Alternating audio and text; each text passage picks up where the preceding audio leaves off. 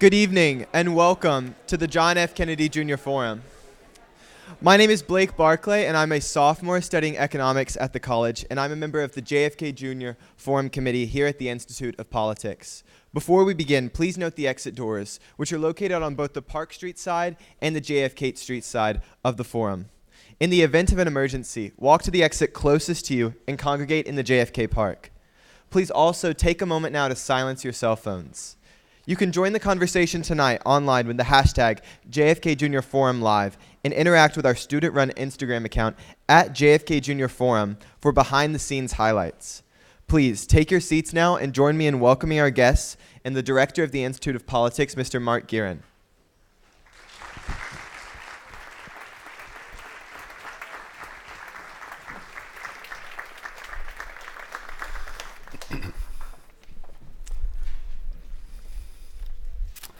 Well, thank you, Blake, and good evening, ladies and gentlemen. Welcome to the JFK Junior Forum here. We warmly welcome members of the Taubman Center's Advisory Board and its director, Dr. Liebman, and with Dean Doug Elmendorf, and all of us here at the Kennedy School and Harvard broadly. We welcome you for this very interesting conversation on election 2020. This has been one of the lead areas of interest here at the Institute of Politics this semester. Shocker. We have put together a panel really without peer in terms of their ability to bring perspective as strategists, reflecting on state and local races as well as national races, and distinguished columnist who has reflected on issues of politics and higher education. So we are thrilled to welcome all of you here. I'll briefly bring some introductions. Their full bios are before you, so I need not rehearse all of that. But David Axelrod, of course, joins us as having served as President Obama's senior advisor and a political strategist. He serves on the Institute of Politics Senior Advisory Committee, coming to Cambridge a few times a year to work with us, for which we're grateful. And of course, he was the founding director of the University of Chicago's Institute of Politics. Amy Walter is the national political editor for the Cook Political Report, whose writings and encyclopedic knowledge of elections is well known to those of us who watch the NewsHour and meet the press. She serves her own alma mater as a trustee for Colby College, from which she graduated summa. And so, higher education, we thank you for your service. There you go, small liberal arts, we like that. And Frank Bruni, the celebrated New York Times columnist, who has had positions in the New York Times from covering politics to earlier as a restaurant critic, but from Sundays to Wednesdays, we all look for his reflections on politics, higher education, pop culture, and beyond. And finally, we're fortunate to have Professor Maya Sen as the moderator, who joins us from the Kennedy School's faculty. She is widely published in scholarly works. Her book on the South and slavery, in her most recent work, as she's finishing a book on the politicization of the American court system. So with her expert moderation and a great panel, we warmly welcome all of you and thank you for joining us. Thanks so much. All right. Before we start, can I just ask Frank one thing? How much would you weigh if you were still the restaurant critic of the... That seems like a dangerous job. I was in infinitely better shape then, seriously. Really? Yeah, when the stakes are that high, you work out a lot harder. So I want to start off by asking a few questions about state and local politics. We have some people in the room who are very interested in this topic, and we have 3 gubernatorial elections coming up in the next couple of weeks. So the question is, what in your view are the state and local elections to watch leading up to and including in 2020? What are the ones to watch and why? And I'm actually going to ask Amy to start off. Of course yes. You are. The ones. I wish I could say that there is going to be a state and local race that's going to give us some incredible insight into what it could mean for 2020 in the way we had some of these special elections in 2017 that gave us like a pretty good insight into the kind of year it was going to be in 2018. It's not to say these don't matter. I think they are very important. We've got this upcoming week, Kentucky, Mississippi governor's races, and then in 2 weeks, a little over 2 weeks, we have Louisiana runoff. These are in pretty red states, states that Donald Trump won handily. One of them, Louisiana, has a Democratic governor. That may be the success story on when this all wraps up, is if he wins re-election. Not surprisingly, there are echoes of the national in these races. If you're a Republican, you want to nationalize your governor's race as much as possible, as Governor Bevin is doing in Kentucky. The president is going to rallies, election night rallies in Kentucky, in Mississippi. He was in Louisiana before the first round of voting. I'm sure he will be back in Louisiana to turn out the vote. They are attaching themselves to Trump as closely as possible, while the Democrats are trying to run as just sort of the outsider. They're not running, obviously, as national Democrats, but they're trying to make the case on the issue or the issues in that state. And so that's the question. Can a Democrat still win on local issues at a time when the nationalization of our politics is so intense? And so that's what we're seeing there. And then in my home state in Virginia, there's the potential for the state legislature to flip, which seems pretty likely, to flip from Republican to Democrat. And again, it continues a storyline that we've seen for the last few years now, which is the suburbs in and around metro areas, Richmond, Northern Virginia, becoming bluer and bluer, and a state, Virginia, which Obama was the first Democrat to win there in 40 years. Yeah. That was considered, wow, the state's now purple. Now, just 10 years later, 11 years later, the state is pretty well dark blue, thanks in large part to demographic changes, plus Trump equals blue. So I think what would be surprising is if we saw something come out of there that was not in line with our traditional red-blue divide. I'd just add one thing on Mississippi and Kentucky. If the Democrat wins in either of those states, it is going to be interpreted as very bad news for Trump. True. And so, he is all in. They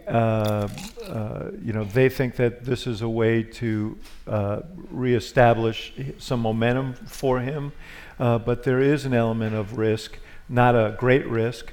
Kentucky, I guess, is more of a risk because the governor is It's powerfully unpopular. Yes. But there is that risk for Trump. I will guarantee you that if the Republican wins, Trump will take credit for it. And if the Republican loses, he didn't wrap himself tightly enough around Donald Trump. Run the other direction. You're a student of people, Frank. Yes, this was a brilliant insight that no one else could was. come up with. So still keeping up this theme of state and local, but turning to national level politics, this election cycle has been fairly unprecedented in that we're seeing a slate of candidates with mayor experience. So Mayor Pete, Booker, de Blasio, Castro, and they've been, for the most part, fairly successful. By contrast, we've seen candidates with gubernatorial experience essentially crash out. So I'm wondering if you could comment on this and what you think this means for future candidates with state and local experience moving forward, and if this is telling us anything about the future. You know, part of the problem for Democrats was that the teens were a very the 2009 to 2018 period was a very bad period, and there was a lot of loss of state houses. There wasn't a wellspring of governors to emerge. I think there are other reasons why it used to be the governors were the coin of the realm. Right. Barack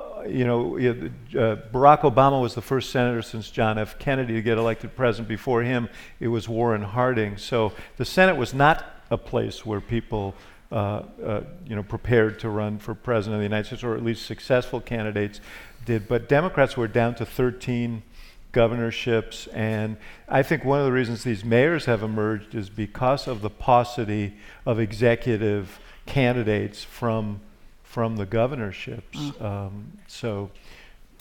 mean, I guess the last point I'll make on this, I want to hug I guess that horse has left the barn, but the mayors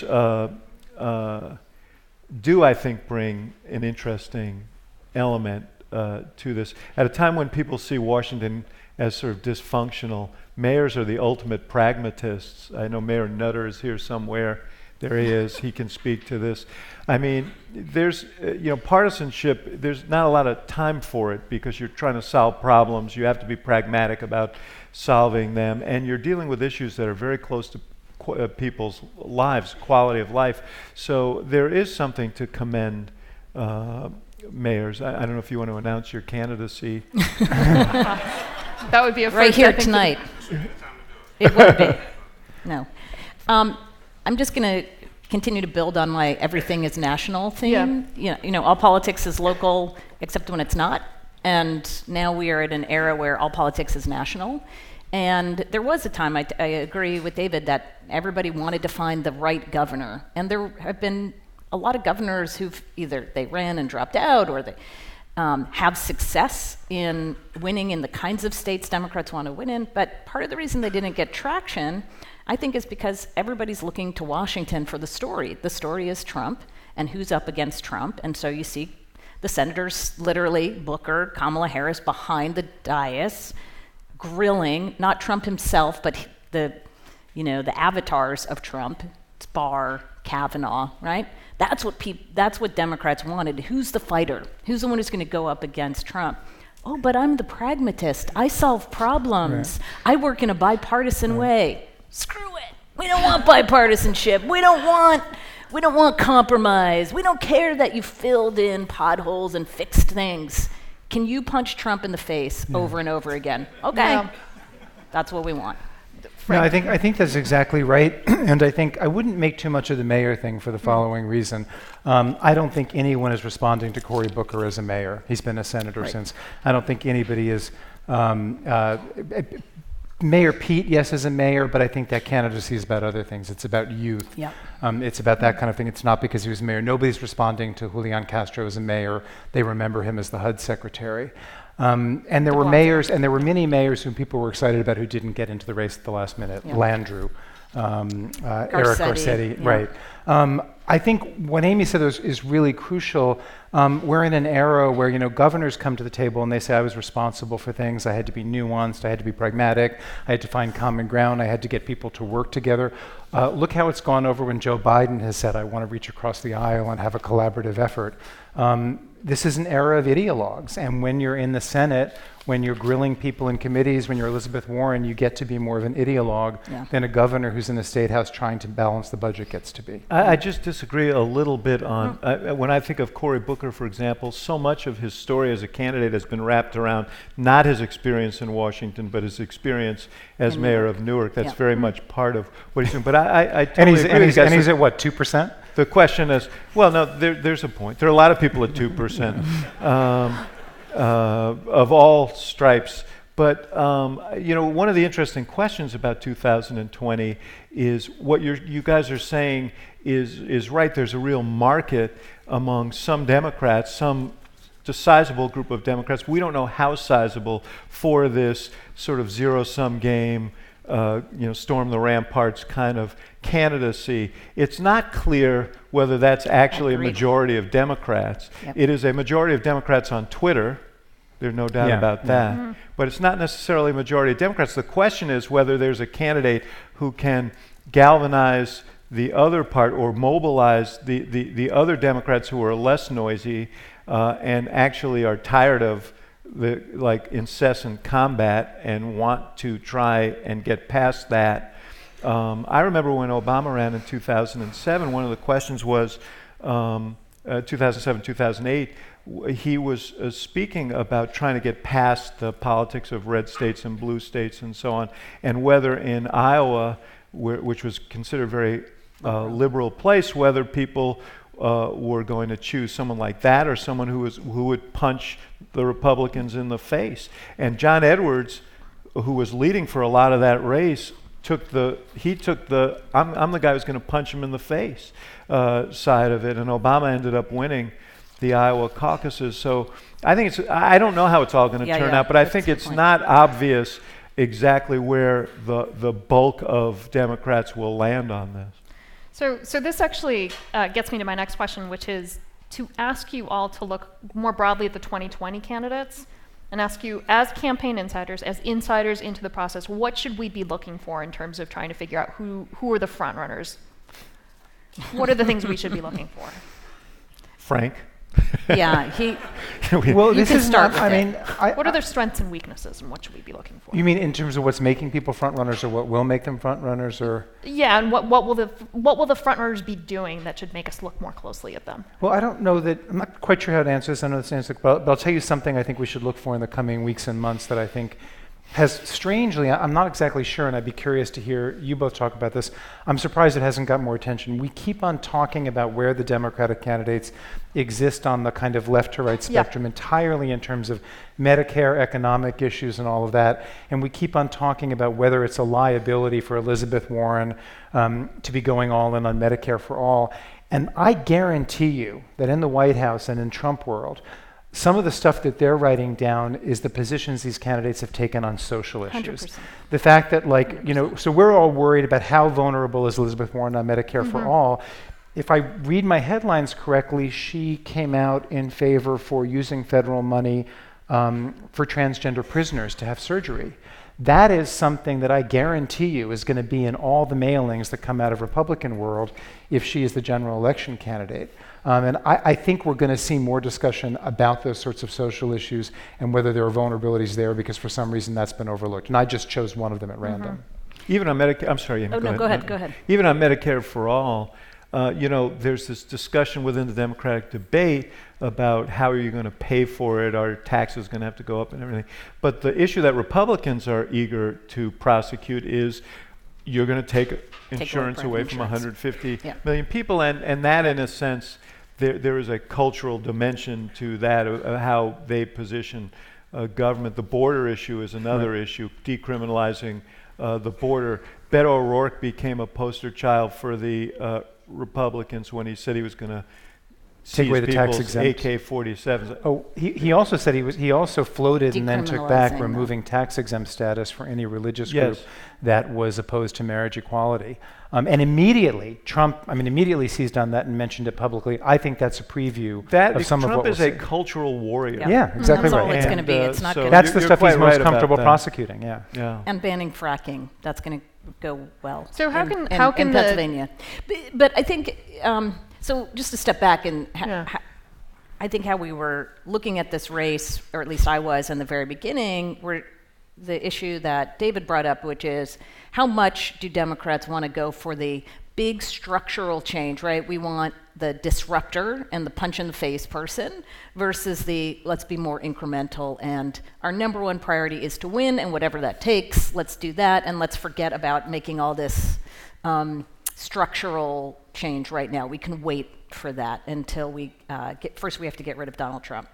And so you have that dimension. But over on top of all of it is the deep worry among Democrats that they're going to lose to Donald Trump, and that whichever candidate they pick, they're going to find out too late that it's the wrong candidate. You know, have you ever gone in the grocery line and you think, this is the shortest line, like this is going to be great, and then you notice you're like, ugh, I got the person who had the 16 oranges that I didn't see at the bottom, and they're scanning them one at a time. And so this is even more consequential. This is right.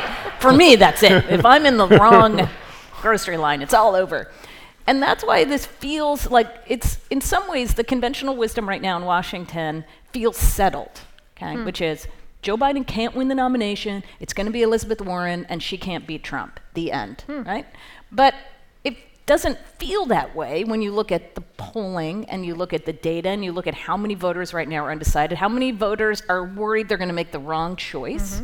And so they are waiting for these sort of touchstone moments to help them decide who is the candidate, because I still think the number one priority is who's the candidate that can beat Trump. If they happen to be liberal, if they happen to be less liberal, you know, that the issues themselves aren't as important as the ways in which they are presenting themselves as successful candidates. So Elizabeth Warren has been successful because she's run a great campaign, and she's a fantastic candidate, and she has a narrative, and she has a story, and she is very deft because she knows who she is and why she's running. And people sense that, and you feel it. And when you watch her, when you watch a lot of those other candidates, you wonder, why are they running? Right. What's their message? Kamala being a great example. Kamala being a great example. You watch Joe Biden and you think, oh,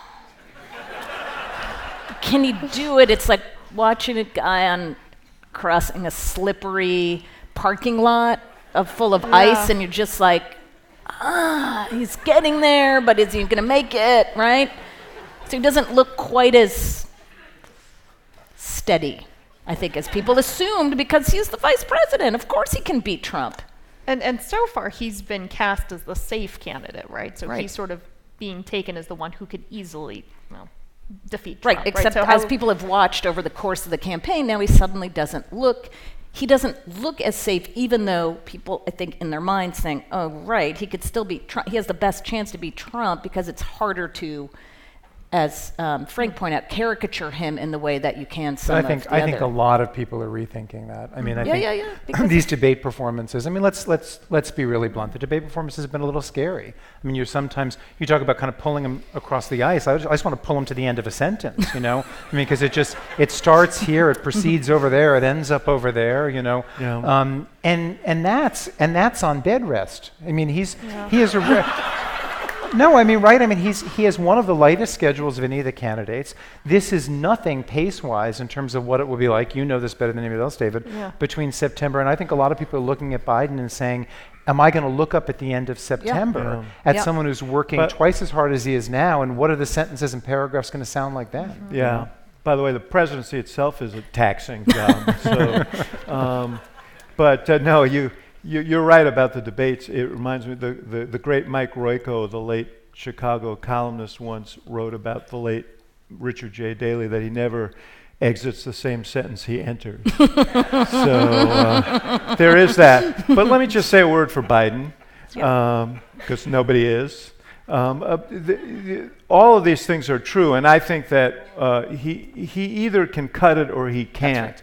This notion that they can sort of keep him in a candidate protection program and sneak the goods through customs is not going to happen. He has to be a vigorous candidate, and he has to do more than he's done.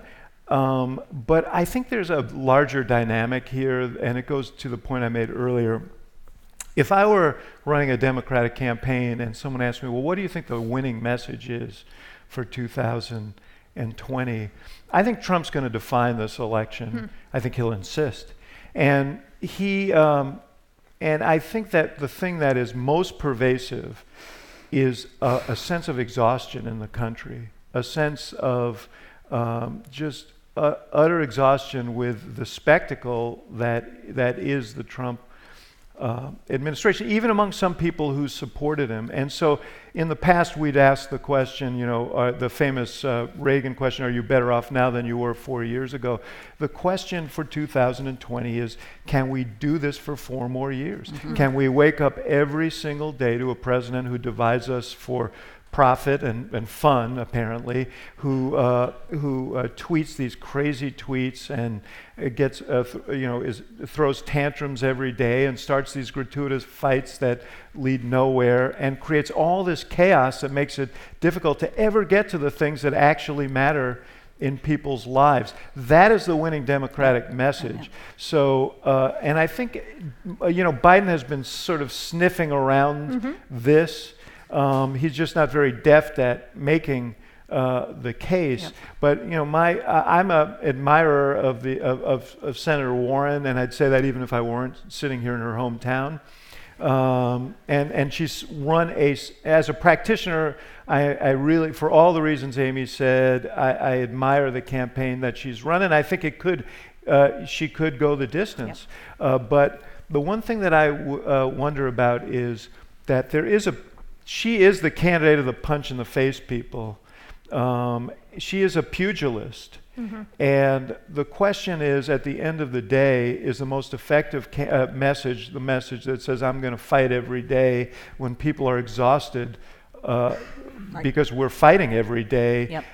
And I think making that transition, if she is the nominee, to someone who can actually heal the country after what's going to be a really traumatic election and a really traumatic 4 years, I think is going to be the major challenge for her. I think that's exactly right. And interestingly, going back to your first question, the closing ads in Steve Beshear's campaign, who's running as the Democrat in Kentucky, is can we handle 4 more years of this? Bevin, the Republican governor, is basically a carbon copy of Trump in his behavior, the way he treats people, and so that his closing message is, do you really want 4 more years of this? Can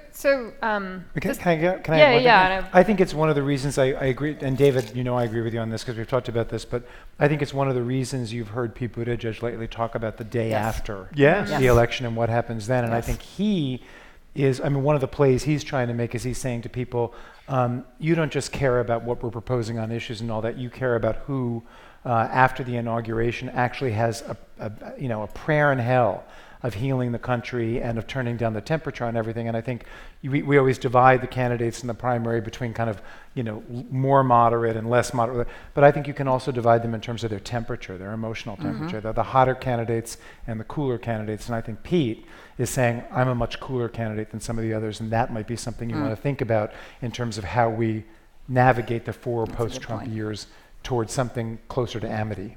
So I want to ask you more about this because multiple of you have said, let's take the gloves off, let's, this punching.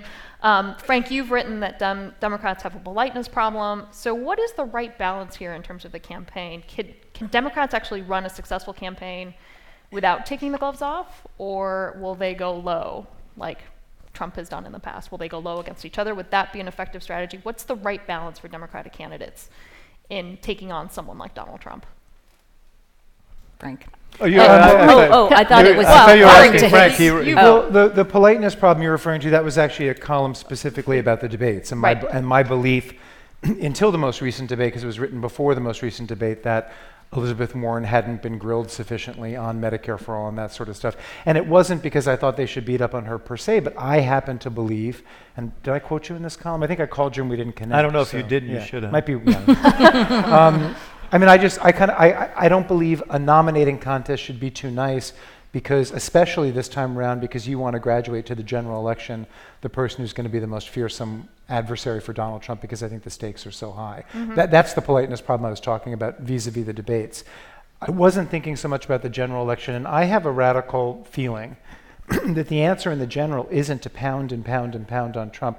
I don't think there's anyone in America after the last 3 years and after the media saturation of Donald Trump who doesn't know what he or she thinks of Donald Trump. I mean, this is someone, you know what you think of Donald Trump. You know exactly who he is. There's no expose at this point that could be written that could open that could drop the scales, have the scales fall from your eyes because you didn't see Donald Trump clearly. I feel very strongly whoever gets the nomination should talk about Trump as little as possible because people know what he's doing, what he's done, and who he is. And what I think they want to hear is what the alternative is. Yeah, the challenge is that he has a genius for sort of commanding the stage and forcing you to react to him. He'll wake up every day and light himself on fire in some way, and then expect and force you to let him burn. Comment on that. No, but listen, I wrote a piece for the Times of 6 weeks ago or so, saying that the way to beat Trump is not to wrestle with him; it's jujitsu, using his negative energy against him. And so I agree with you completely. I don't think if you think that force against force is the way you beat Donald Trump, you're just gonna. He's... And you end up looking as ugly as he does, not like an alternative, right? Right. Which is what the fact is Donald Trump is at 40%, he's been at 40%. He doesn't show a lot of promise to get higher than 40% in terms of his approval. He could go lower. His only chance is to take the Democratic candidate down and make them as unlikable as he is. And you don't need to be an accomplice in that project. So I want to ask all of you a question, turning the table a little bit to talk about coalitions within the Democratic Party tent. So ranging from moderate to progressive and also from rural voters to urban voters, whom should the candidates be actively courting at this stage, and why do you think that is? What's the most important voting bloc right now?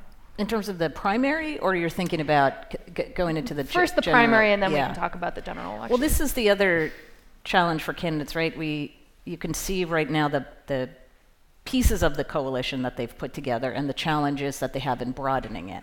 So for Biden, he still has core constituencies that matter a whole lot in a Democratic primary, specifically voters of color, African American voters, older voters, voters who consider themselves moderate to conservative. And I take David's point too about who turns out and votes, who are the activists, who are showing up at events like this. They're usually actually let me put it a different way. The people who are getting a whole lot of attention now aren't necessarily the makeup of the Democratic electorate, right? The people who make up the bulk of the voters are people who are not going to spend any time getting in a fight on Twitter or discussing, the latest New York Times column or me or whoever watching CNN incessantly. The South Carolina, the average, I think the 50 and over is like more than 50% of the electorate, if not 60% of the electorate. 2/3 of the electorate in South Carolina is African American. So you're not hearing a lot of those voices right now. So that matters a lot. And that's where Biden's strength continues to keep him on top. His strength with those voters is what's allowed him to be ahead in the national polls, or at least tied with Elizabeth Warren in some of these polls. Where Elizabeth Warren is doing very well is with many people who live in this city. Very liberal, very well-educated white voters. They're an important constituency, but they're a narrow constituency, and she's not shown an ability to sort of break out of that. Bernie Sanders still has a hold on younger voters. Although she's made some inroads. She's made some inroads, but he's still holding on, at least in national polls, with those voters. So she's been able to expand a little bit into that. And she's cutting into, at one point, Biden had a stronger lead with people who just consider themselves somewhat liberal, not very liberal, so she's expanding there. But expanding to voters of color is going to be very important for her. And if you're somebody like Pete Buttigieg, this is why Iowa is going to be fascinating, I think. He's moving up in Iowa, but I think in part he is competing with Warren and Sanders for that same coalition of more liberal, white, highly educated voters, and that does leave a lane for older, and obviously there aren't a lot of people of color in Iowa, but for older, more moderate voters. I would say, first of all, it's important to recognize that this is a sequential process. Yeah. We treat these national polls as if they're determinative. Yeah. Fact of the matter is, everything's going to change on Yeah. February 3rd. Some people are going to be propelled forward. Many people are going to be left by the wayside. Biden is a front runner by his own declaration and in the polling nationally, who is in danger of doing relatively poorly in Iowa. That is to say, second, third, fourth place is not impossible there. He is not on track to win New Hampshire. So it is a peculiar thing to be the front runner and lose the first two races. And one of the questions is whether these constituencies that are loyal to him stay with him if he falters in the first two races. In terms of demographics, though, I think what I've been watching with Elizabeth Warren is her making steady progress with highly educated voters, as Amy says, very liberal voters, younger voters. Where she hasn't broken through is with non-college educated white voters and African American voters, key constituencies of the Democratic Party. And given her message, you would think that she could or should break through, and that is something to watch. I'll say a word about the general election. I think that the constituency to watch, and I've had long conversations with your colleague David Wasserman about this, are non-college educated white women. 100%. In a Fox News poll recently, Biden was leading Trump among those voters by a point. Hillary Clinton lost them by 27 points. I think there is a real sense of jaundice among these voters about Donald Trump. He may get them back, but there's some promise to peel some of those voters away from him, and he doesn't have a big margin of error here. So I would watch those voters very closely. I've been looking at those folks too, and if you look at how they performed in 2018, Democrats picked up. Their margin of victory came, yes, from higher turnout from groups that traditionally vote for Democrats, but they really did break into white non-college voters in a significant way, especially with women in places like Pennsylvania, Wisconsin, and Michigan. And I don't know that some of those voters may go back once they see who the Democratic nominee is, but I do think that in an election that is a referendum on Donald Trump, that's the problem. Wow. So I'm actually going to put a bookmark right now and open it up for audience Q&A. We actually have 4 microphones, stationary microphones at various points in the space. We ask people to actually please approach one of the microphones to ask their questions. When you ask a question, please identify yourself and make sure that you ask a question of one of our panelists. While people are gathering their thoughts and approaching the microphone, I do have one more question, which is how impeachment is going to affect all of this. We're 30 minutes in, and impeachment is just now coming up. I forgot about that. I know. Yeah. And then I promise we will turn it over for Q&A. I left a big question toward the end here. But Do you want to weigh in? Everyone's Frank? looking at you, I think. I think it's impossible to say. I mean, because if you could have given one answer a couple of weeks ago and you wouldn't have anticipated the testimony of Bill Taylor and then the testimony of the Colonel yesterday. So, I mean, how will impeachment play out? What are we going to learn that we don't know right now about the wrongdoing? I think it will be affected by how long it plays out. I mean, if this is something that gets dragged into the middle of next year and kind of utterly overwhelms all other conversations that the Democratic Party, the Democratic nominee maybe wants to have, if it goes on so long that it seems like overkill, that could be bad. Right now, I don't think impeachment looks like the kind of problem or threat for Democrats that a lot of people were worried about, including me 2 months ago. I mean, there's one aspect of it that I think has been overlooked, which is that the Iowa caucuses are on February 3rd. There are 6 members of the United States Senate who are required to sit in the United States Senate and for the trial every day at their desk silently, which is hard for any politician, and hear the evidence. So rather than being in Iowa and campaigning, they're going to have to be at their desks in Washington. And I know that if I were a strategist sitting in those campaigns right now, I am in a panic because, as these guys know, in states like Iowa and New Hampshire, personal contact is demanded. It's expected, it's demanded, and there are candidates who aren't going to have these encumbrances, Biden, Buttigieg, a few others, but the senators are going to be miserably moored to their desks. I think the other interesting point to bring up is the fact that this has now been swirling around, is it almost a month now? It's been close to that, 3 weeks or a month. As Frank said, there are new revelations that seem to come out every day, and yet it's had very little to zero impact on how people feel about President Trump, right?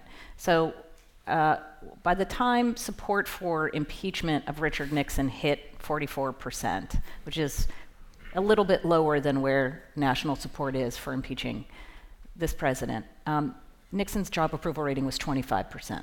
And you saw his job approval rating drop precipitously as impeachment support went up.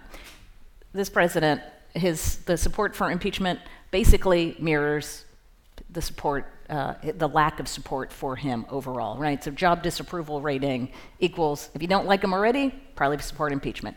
If you do like him already, you think it's a sham.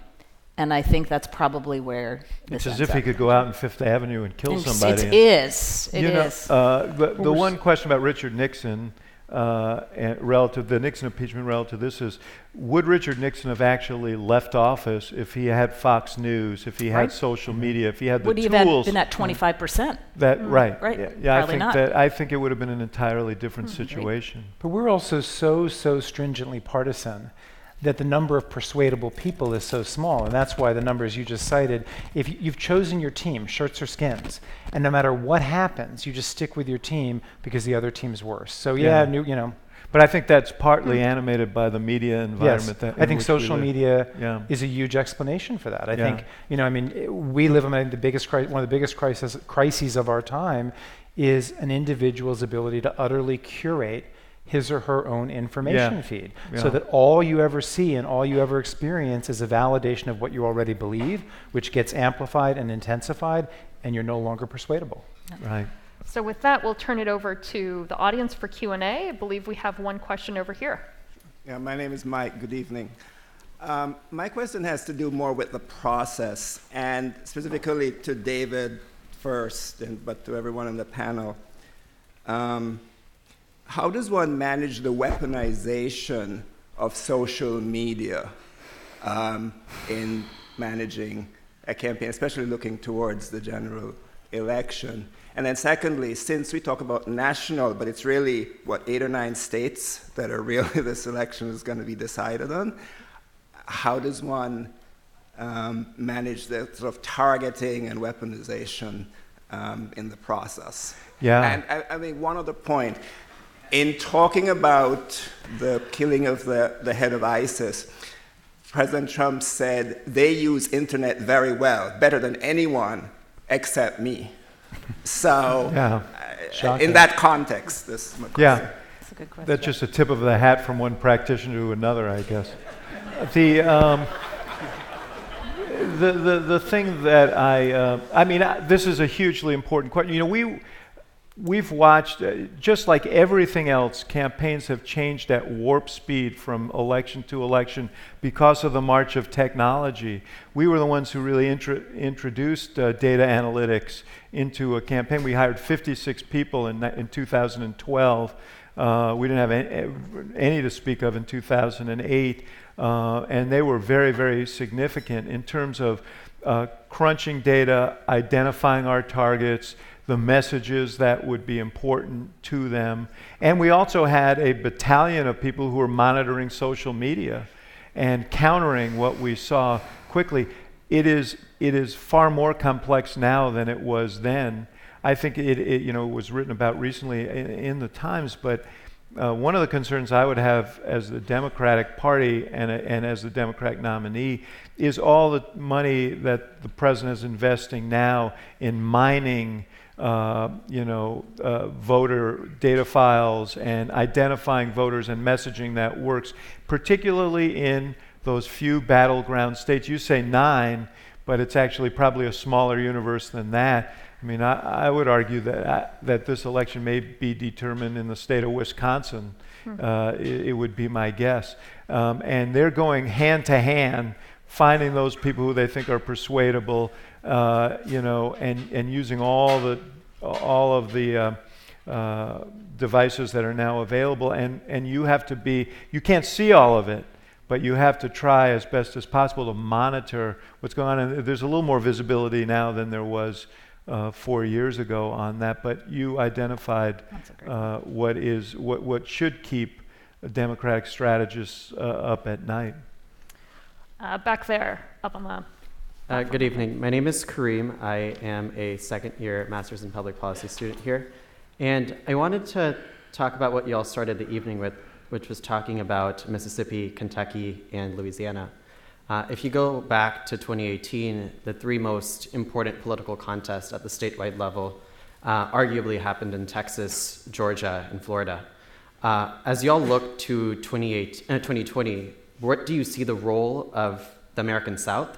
1 out of 3 Americans live in the American South. 10 of the 15 fastest growing cities are in the American South. And yet we talk about the Midwest, yet we talk about the coast. The population centers of gravity are taking place in the South. So what do you see the role of the South in 2020 and beyond? Where are you from? From Texas. Oh, all right. There we go. What we learned to me, the most fascinating piece of the 2018 election, we heard so much about the suburbs, right? The suburbs flipping to Democrats. But what was remarkable about it was that it was not a regional phenomenon. Up until that time when we talked about Dallas suburbs, Houston suburbs, that was very different from the Philadelphia suburbs or the Chicago suburbs. Those were considered already sort of bluish. You can win there, but Democrats, I don't know, Orange County, California, no, but drive a little bit further up the coast, maybe yes. What you saw across the board was Democratic success in major metroplexes, okay? Whether they were in the South, Atlanta, Texas, Florida, right? All of those flipped, as well as traditionally Republican bastions at West. And what we've come to see with political science data is that the most important marker is not necessarily just whether you live south of the Mason-Dixon line or west of the Mississippi. It's the density of population that you live in is the most important factor in understanding your party identification and your partisanship. So the denser a community, no matter where that community happens to be, the more likely that it's going to go Dem. So that's how you get the Dallas suburbs and the Houston suburbs. They are partly because they're diversifying in terms of who's living there. They are much more ethnically, racially diverse. They have a larger percentage of white voters with a college education. The less diverse or the less concentrated areas are becoming redder and redder and redder. And so what's happening is less of a north, south, east, west split and much more of a metroplex versus everything else. The other fascinating thing, and I say metroplex because it's not enough to just be a metro area. The successes Democrats had were around the top 10, top 20 major metro areas: Denver, Chicago, Houston, Dallas. They didn't succeed in Cincinnati or Columbus or Charlotte. Now, some of it's gerrymandering, but a lot of it too is that there's still not that density that you have in those major areas. So I think in a place like when you have different district lines, plus you have the concentration in growing places like a Nashville, say, that's when you're going to start to see the politics of those places change. But what's happened, remember, for all the intense support in that concentrated area, the areas outside of it that used to be less partisan have gotten or maybe they leaned Republican, are now dramatically Republican. So you have 70-30 here and 70 or 80-20 out there. Over here. Hi, my name is Ben Bolger, and as a question for David Axelrod, you were talking earlier about different pathways to the presidencies, from being a mayor to a governor to a senator. Historically, Republicans have maybe had some broader choices like General Eisenhower and so forth, and in this iteration we had a self-proclaimed, quote, successful businessman become president. What I'm wondering is, as we move forward for Democratic voters, will people be more open to non-traditional pathways such as business entrepreneurs and so forth, or not? Yeah, I mean, it's a good question. I think Democrats, first of all, I think we live in a different era, so celebrity is important, and we saw Trump exploit that on the Republican side. Democrats tend to be more institutionalists and value government experience, political experience, perhaps more than Republicans do, which after all, the Republican Party has become sort of the anti-government party. It's become more of a populist, anti-government populist party. Trump seized on that. So I think it's less likely that you're going to see that kind of thing on the Democratic side. We've seen people surface here, Steyer's here now, Schultz, posited an independent candidacy and so on. The enthusiasm for all of that was not great. So I don't see it happening, but I didn't see Trump happening either, to be honest with you. Over here, please. My name is Andy Zucker. I have a question about a different way of slicing and dicing. We talk about evangelicals and non-college educated whites and so on. One group that doesn't get talked about a lot is the military. And we've seen some cracks maybe opening up with Vindman's testimony and then Liz Cheney surprisingly saying, don't be too quick to jump all over him. He's a decorated veteran. New York Times ran a column I would highly recommend if you haven't seen it, by McRaven, talking he was Special Forces, I think. Yeah. And saying, this guy's got to go, basically. So do you see the military as possibly a crack that could widen? Do you want to take that? Yeah, Frank. We've been hogging it. I think that that's a tough question, because you're not really talking about the military vote per se, but you're talking about whom the military is supporting and all that. Well, I think they have the ears of some people. I bet you that McRaven column circulates like crazy. Sure. Well, amongst military people. I think there's a larger discussion happening that's emblematic of around Donald Trump's patriotism, and I think an interesting thing is happening where.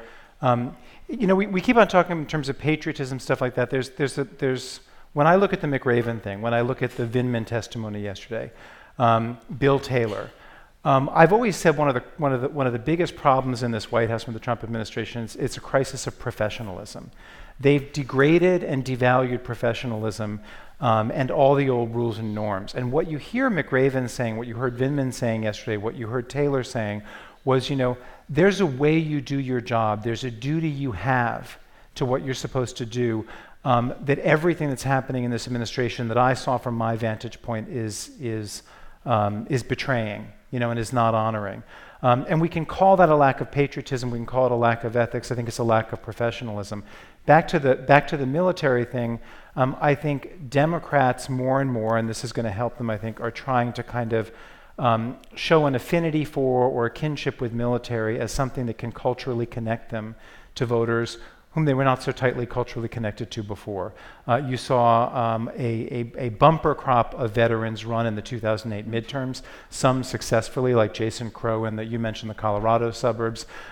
Seth Moulton was a big advocate of that. There were other people too. I think Abigail Spanberger, wasn't it? Was she CIA? And Chrissy Houlihan in the and I think the Democratic Party has smartly realized there are certain kinds of candidates they can recruit who who seem to have a sort of cultural connection with voters that liberate the party from the left-right divide. Another good example of that, Colin Allred in the Dallas suburbs, former professional football player. The party was hugely excited about him, in part because whatever his issue set was, this was a guy who was a local high school football hero and was going to kind of speak to a segment of the electorate that maybe another kind of Democrat wouldn't. Another example of this, not military, and this is a weird name to bring up right now, but she constantly talked about all the military in her service in her family, is Katie Hill in that district.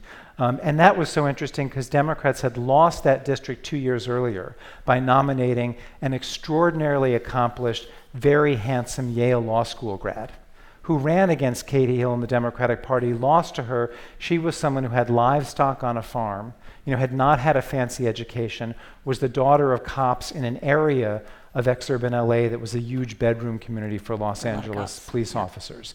So I think the military thing is hugely important in terms of that kind of cultural connection that has sometimes been missing. You saw Elizabeth Warren in the debate in Houston make a big point of her brothers having been in the military. 3 brothers all served in the military. I think that was a big cultural cue. I think we should, though, note that the military is not perfectly reflective of the populace as a whole, and it draws disproportionately from rural areas and constituencies that have been more hospitable to Republicans and Trump. There could be some erosion. I think a wholesale shift among military voters, I think, is unlikely, is my guess. But a marginal shift of any voters in what is going to be likely a marginal election is meaningful. So we probably have time for one more question. I'll send it over here. Hi, my name is Jessica. I'm a first-year graduate student at HKS. My question is about how you all, as pretty elite media figures, do your job well post-2016. And I think 2016 cracked open a huge conversation about how the folks in the media shape coverage of candidates and shape the narratives for how voters think about their choices. This is a very small example, but today we had a frame of we could be choosing between pragmatic incrementalists or ideologues, but for someone with my lived experience, it's actually a choice between someone with a theory of change about what's wrong with this country and a lifelong commitment to fix it, or others who are so interpersonally charming that they'll convince this Congress to work with them. So I guess the question here is, given your hats, when do you know when to put on your hat and your experience? How do you take it off to actually channel people who are not within your circles? And then how have your respective organizations, which are titans in this space, done that reckoning so that we set up not the same frames we did in 2016? So I feel like you have a point of view. I have a point of view, but I'm asking, how do you deal with the fact that you also have a point of view and take it off sometimes to channel someone else's point of view? Look, I mean, the point of view that you articulate is a powerful point of view that is shared by a lot of people within the Democratic Party. My point is it's not shared by all everyone wants something done about the healthcare system, about the cost of education, about inequality. There is broad consensus. The question is how one approaches it. And I have to just since you editorialized in your question, I'm going to editorialize in my answer. When I was working in the White House, we had this debate over the Affordable Care Act. There were many people who said we need bigger structural change than the Affordable Care Act. And in fact, if we don't get a public option, we should not pass the Affordable Care Act. Public option or it isn't worth it. We could not pass the Affordable Care Act with a public option, not for lack of desire, but for lack of support. I run into people all the time who've been helped by the Affordable Care Act, some who come to me with tears in their eyes because their lives were saved because they had insurance that they wouldn't have had otherwise, or because they had a pre-existing condition and couldn't get coverage, or they had hit their lifetime cap. And I often think about how I would have felt if I were confronting those people or their survivors and were forced to say, I wish we could have helped you, but we couldn't get a public option, so we decided to do nothing. You're here and you're studying because you want to make an impact in the world. And one has to measure how you can make progress. And so I don't, it is easy to casually dismiss people as incrementalists and as pragmatists who don't think big. But if you have the responsibility to lead, you have to figure out a way forward and get as much progress as you can at any given time.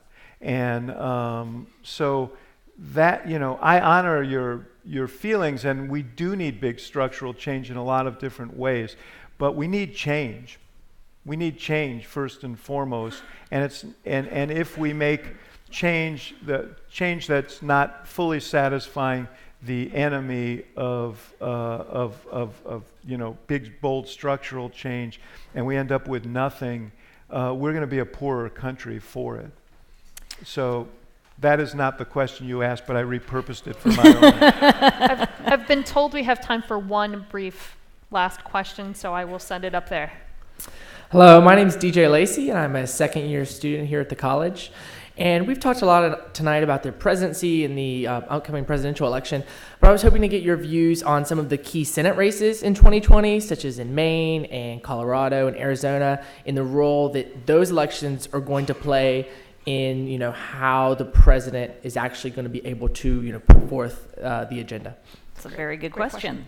And just to start off, again, I keep going back to this nationalization piece, but the lack of ticket splitting and the nationalization of races, even in places that had been comfortable in the past, voting for a member of one party for Congress or Senate and the other party for presidency, seems to have left us. In 2016, there was not one Senate race that went differently from the top of the ticket. Okay, so you're in a blue state and you're a red candidate, you're going to lose. So that suggests that if this continues, and obviously I do think the top of the ticket is going to matter immensely in terms of how many of those seats can be put into play. For Democrats, look, the good news for them this year is that they're not defending a bunch of red states like they were in the last cycle, but they still are defending one incredibly red state of Alabama, which is going to be very tough to hold. If they don't hold that, then they have to pick up 4 seats plus winning the White House. And there are a couple of blue states that you can pick off, Maine and Colorado, although Maine is literally half red, half blue. And then you mix it together and you get kind of a purpley light blue. But it's a challenging state because of how different those two parts of the state are, and who Susan Collins is. But I just think even so, she's in a very precarious position. And then you go to Arizona, a purple state that Democrats carried in 2018 by this much, but I do think, again, the trend line is heading toward Democrats. Then you got to find the 4th one. And for that, you got to go either to a place like North Carolina that Obama carried one time, and his success there, I think, is what helped Kay Hagan over the finish line, win a Senate race that year. But since then, Democrats have not been particularly successful, at least at the federal level in North Carolina. Or you go to Iowa. That's voted for Democrats before. It's true, but in this era of Trump, that gets harder. I think his hold on Iowa may be a little more precarious than we think. Yeah, and I know people are very worried. Republicans are very worried about Joni Ernst for that reason, that because he won it by such a big number in 2016, there's this assumption that it's kind of rock solid red, but there are a bunch of reasons to not think that's true. And then you go back to the Georgias and the Texases, where you might also have success. But it really then matters who plays in those states, the presidential candidates, how much they're going to invest in those states. David's right. I do think Wisconsin and probably Arizona become the tipping point states, but you gotta be, if you're a Democrat, you have to win Pennsylvania. You can afford to lose Florida, you can afford to lose Ohio, Michigan. but you gotta win Michigan. And how much money do you have to invest in Georgia or in North Carolina to help that Senate race? You may want to do it, but your campaign tells you we just can't. We got to be putting more on the ground in Pennsylvania or Michigan or Arizona. If anything, 2016 was a reflection of that because Democrats invested more in Arizona than Michigan and lost by 11,000 votes. And there were other decisions made that were unwise decisions that cost the election. So you have to make flinty-eyed, sometimes unsatisfying decisions that will impact on these Senate races. Can I sure tell one observation just to tie your question together with the previous one about structural change? Even if Democrats do win the Senate, and I think we probably all think they'll keep the House, and you elect a Democratic president, the notion that a candidate who is promising structural change versus one who is not is going to get that even with Democratic control of Congress is an extremely flawed notion. If Democrats have control of Congress, it is going to be with many Democrats in the House and in the Senate who, if they began to vote in an extremely progressive direction, would lose their seats fast and probably aren't going to vote that way. I wouldn't be surprised, let's say Elizabeth Warren is elected president, and she has the good fortune to work with a Democratic Senate and a Democratic House. I don't know that what she would actually be able to pass would look that different from what Amy Klobuchar is proposing. We had a Democratic Senate, a supermajority for a heartbeat there when we passed the Affordable Care Act.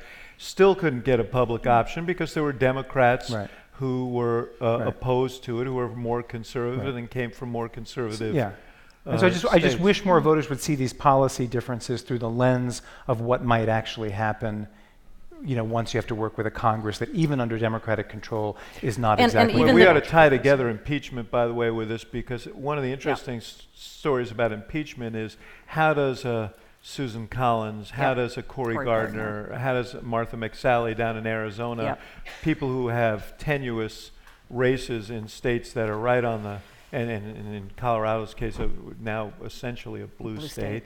How do they handle this impeachment issue? And does Mitch McConnell, confident that there are not going to be 20 candidates voting for it, does he say, why don't you take a walk on this one? Well, Susan Collins didn't sign on to the resolution condemning the impeachment probe, right? Right. I think Gardner did. McSally did. But Susan Collins did not. Susan Collins did not. The other question, too, beyond just the vote, the other thing that gets brought up, even Buttigieg brings this up, is the idea of, let's abolish the filibuster then, right? See, we don't need 60 votes like Obama did. We can do it with our 50-vote majority.